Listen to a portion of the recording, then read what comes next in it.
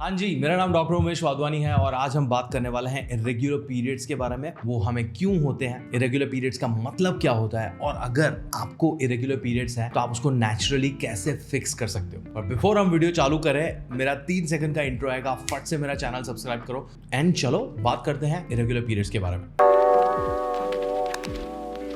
Okay, तो सबसे पहले मैं बता दूं कि ये वीडियो में हम क्या क्या चीजें कवर करने वाले हैं। सबसे पहले मैं आपको कॉमन परसेप्शन बताऊंगा कि लोगों के दिमाग में क्या क्या है अभी। उसके बाद we will talk about normal periods. पहले नॉर्मल समझोगे तो फिर इरेगुलर समझ में आएगा ना। Then we will talk about irregular periods का मतलब क्या होता है, बिकॉज बहुत बार लोगों को पता ही नहीं होता है कि what is irregular. Then we will talk about the causes कि हमें ये क्यों होता है। देन हम बात करेंगे कि आप उसका सोल्यूशन कैसे ला सकते हो। 3 स्टेप प्रोसेस है, will talk about that. And last में मैं आपको बताऊंगा कि how I can help you with your irregular periods in the most natural way possible। तो चलो शुरू करते हैं सबसे पहले कॉमन परसेप्शंस के बारे में। तो बहुत बार है ना, इरेगुलर पीरियड को सीधा इनफर्टिलिटी के साथ कनेक्ट किया जाता है। हाँ, irregular periods can lead to infertility. आपको बच्चा पैदा करने में डिफिकल्टी हो सकता है, बट इनफर्टिलिटी के बहुत सारे दूसरे भी रीजंस होते हैं। तो अपने सिम्टम्स को गूगल मत करो कि गूगल को तुम सर दर्द भी लिखोगे तो बोलेगा कैंसर है। तो इरेगुलर पीरियड को सीधा इनफर्टिलिटी के साथ कनेक्ट करने की जरूरत नहीं है। There are so many other reasons. जब हम सॉल्यूशंस की बात करेंगे तो आपको पता चल जाएगा कि आपको एक्चुअली करना क्या है उस स्टेज में, राइट। दूसरा, this is a pattern I have seen कि इरेगुलर पीरियड्स होता है, आप गायनेक के पास जाते हो और गायनेक आपको सिंपली बोल देता है, या तो आपको वो समझ में आता है कि वजन कम करो आपका पीरियड ठीक हो जाएगा ना। उसमें थोड़ा सच भी है, झूठ भी है, थोड़ी देर में समझ में आ जाएगा आपको। These are the most 2 common perceptions. Now let's talk about normal periods. I know आप में से बहुत सारे लोगों को नॉर्मल पीरियड का प्रोसेस पता होगा, पर मैं जो आपको एग्जांपल देने वाला हूँ शायद आपको नहीं पता होगा, और वो एग्जांपल भी आपने इंस्टाग्राम पे देख लिया तो थोड़ा स्किप कर लेना एंड सीधा इरेगुलर पीरियड्स पे चले जाना। पर let's talk about normal periods. ना, फीमेल रिप्रोडक्टिव सिस्टम में ओवरीज होती है, राइट, और हर महीने दोनों ओवरीज में एक एक एग मैच्योर होने के लिए निकलता है। वो एग को मैच्योर होने में 14 दिन लगते हैं। धीरे धीरे वो मैच्योर हुआ, 14 डे पे वो फुल्ली मैच्योर होता है। क्यों? क्योंकि the egg is expecting a male egg, sperm को एक्सपेक्ट कर रहा है, क्योंकि हमारे यूट्रस के अंदर एक इंडियन सासू माँ वाला सिचुएशन है जो हर महीने हमें बच्चा करो बच्चा करो बच्चा करो वाला सिचुएशन बना रहा है। इसके लिए यूट्रस फिर है ना अपनी वॉल्स को थिक कर रहा है, एकदम मस्त में नए नए स्ट्रक्चर तैयार कर रहा है। क्यों? क्योंकि अगर प्रेगनेंसी हो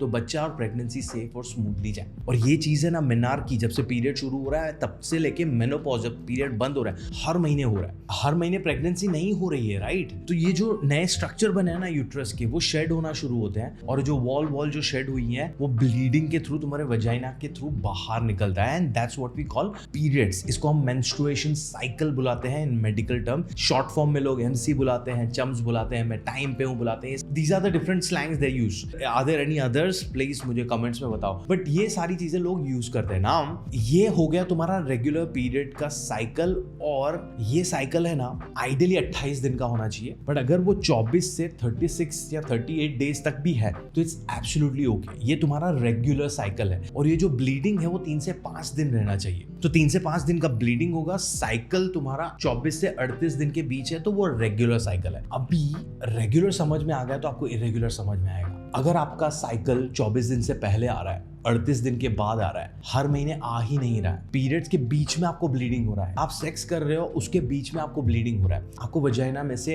एबनॉर्मल डिस्चार्ज निकल रहा है, आप प्रेग्नेंट हो, आपको पीरियड्स आ रहा है, आपने मेनोपॉज हिट कर लिया उसके बाद आपको ब्लीडिंग हो रहा है, आपको बहुत ज्यादा ब्लीडिंग हो रहा है, आपको 5 दिन से ज्यादा 7-8 8-8 दिन तक ब्लीडिंग हो रहा है, ये सारी चीजें इरेगुलर पीरियड्स में आती हैं। तो इट्स नॉट जस्ट कि तुमने एक साइकिल मिस कर दिया इरेगुलर पीरियड्स, ये सब कुछ इरेगुलर पीरियड्स के अम्ब्रेला के अंडर आता है। तो अगर आपको इनमें से कोई भी सिम्टम है, you should be cautious and you should start implementing जो मैं आपको अभी एडवाइस करूंगा। सॉल्यूशन पे जाएं उससे पहले मैं कारण बता देता हूं ना कि ये क्यों होता है। There are multiple reasons. It could be because of PCOS और PCOD, it could be because of fibroids, it could be because of endometriosis, it could be because of more complications like uterine cancer.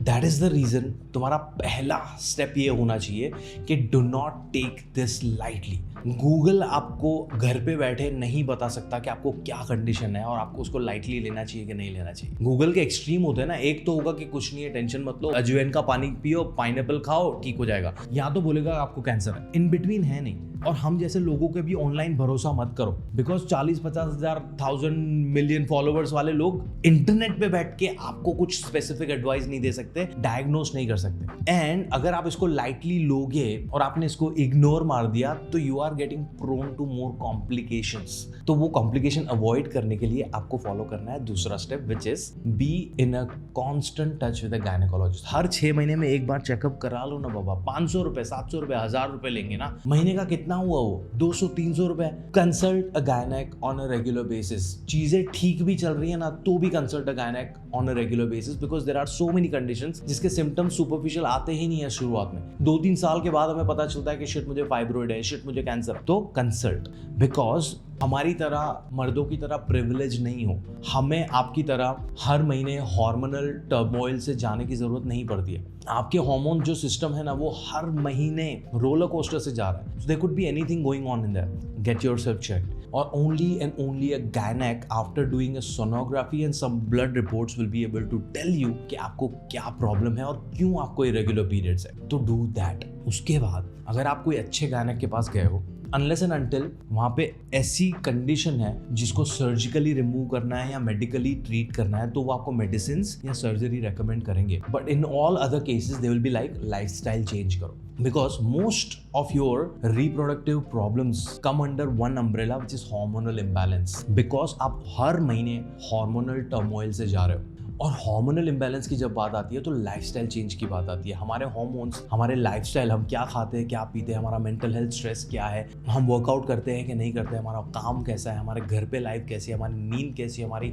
Digestive system कैसी है, सब पे depend करता है। तो that's where the last solution comes in. और उसके लिए तुम्हें वेट करने की जरूरत नहीं है। Prevention is always better than cure. Why do you have to wait? अभी से अपना लाइफस्टाइल चेंज करो so that you don't have a hormonal imbalance, तुम्हारे हार्मोन्स चेक में रहें और तुम्हें कभी भी ये प्रॉब्लम ना हो। तो if you want to fix your irregular periods, reach out to me. I have a database of different gynaecologists, male and female both, across different cities in India. वो ऑनलाइन कंसल्ट भी करते हैं, तो वो आपको सोनोग्राफी रिपोर्ट और blood report लिख के दे देंगे। आप वो करवाओ, उनसे ऑनलाइन कंसल्टेशन बुक करो, आपको वो सही गाइडेंस देंगे, बिकॉज मैंने उनको हैंड पिक किया हुआ है। They are not the ones जो आपको बोलेंगे कि नहीं ये दवाइयों पे डिपेंड रहो, ये सर्जरी करवा लो अगर जरूरत नहीं है तो। दूसरा, I offer a free 15 minute nutrition consultation with my team. तो आप उनके साथ बैठो, अपनी लाइफस्टाइल डिस्कस करो और फ्री की कुछ एडवाइस लेके जाओ, so that you can start working on your thingy from today onwards. ये था लेखा जोखा about irregular periods. If you found this video helpful, give this a like, share it with your friends and family members, and do subscribe to my channel if you haven't already. If any questions, comments में मुझसे पूछो। Any other topics that you want me to make video on, comments में बताओ मुझे, and मैं आपको मिलता हूँ मेरे अगले वीडियो में।